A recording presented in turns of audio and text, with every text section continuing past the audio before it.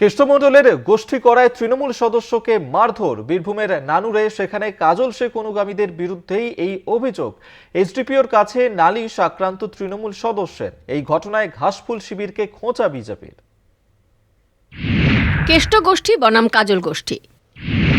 কেষ্টমণ্ডলের গোষ্ঠীর তৃণমূল সদস্যকে মারধর, অভিযোগ কাজল অনুগামীদের বিরুদ্ধে।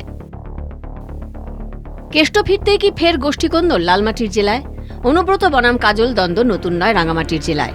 এই আবহে অনুব্রত মণ্ডলের গোষ্ঠী করা যাবে না। কেষ্টমণ্ডলের হয়ে দল করায় তৃণমূলের বুথ কমিটির সদস্য শেখ বাবলুর বাড়িতে চড়াও হয়ে মারধরের অভিযোগ কাজল শেখ অনুগামীর বিরুদ্ধে।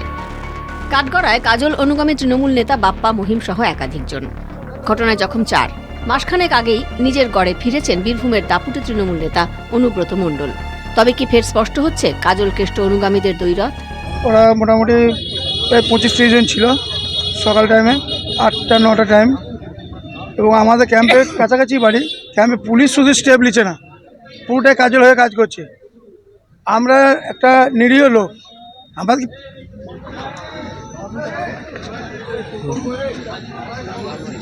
আপনি কি কোনো পদে আছেন? আমরা মেম্বার বাসাবাদ 3 নম্বর বুথে। আমার মেম্বার হওয়াটাই হচ্ছে দোষ। আমি সকালবেলা ঘুম থেকে উঠলাম, উঠে বাইরে বসেছিলাম।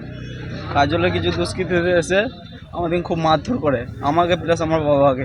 বাবার কারণ আমরা কেষ্টদার পার্টি করি বলে। জানতে পেরেছেন? কারণ ওদের কাছে আমরা সিলিন্ডার হয়নি বলে। সিলিন্ডার মানে কাজলের কাছে আমাদেরকে সিলিন্ডার হতে হবে। অভিযোগ অস্বীকার কাজল অনুগামীদের। গোষ্ঠী ফোষ্ঠীর ব্যাপার নয় আমাদের কোনো বক্তব্য, ওইটার ব্যাপারে আমি কোনো বক্তব্যই দিচ্ছি না। আমি যতদূর জানি কিছু দুষ্কৃতকারী এফআইআর নেম, বিভিন্ন কেসে এফআইআর নেম আসামি গ্রামে ফিরেছিল। পুলিশ তাদের বাড়ি গিয়েছিল তাদেরকে ধরার জন্য, তারা সেই মুহূর্তে পালিয়েছে। সেটাকে তারা বিভিন্ন ভাবে রং চালাচ্ছে। ঘটনাকে নিশানা করে ঘাসফুল শিবিরকে খোঁচা বিজেপির।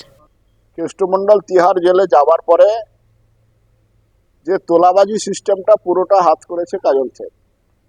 স্বাভাবিকভাবেই কেষ্টমণ্ডলের ফাঁকা জায়গা ধরে নিয়েছিল, কিন্তু পরবর্তী সময় কেষ্টমণ্ডল তিহার ফেরত আসার পরে আবার যখন ভাগ বসাতে যাচ্ছে তখন কেষ্টমণ্ডলের সঙ্গে দ্বন্দ্ব হচ্ছে।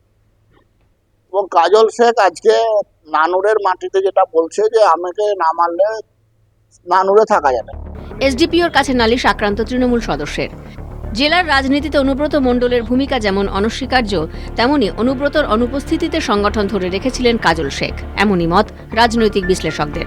তবে অনুব্রত বনাম কাজলের ছায়াযুদ্ধ নিষ্পত্তি কি আদৌ সম্ভব, না তা কষ্টকল্পিত, তা বলবেন রাজনীতির কারবারিরা। নানুর থেকে মোনা বীরবংশীর রিপোর্ট, কলকাতা টিভি।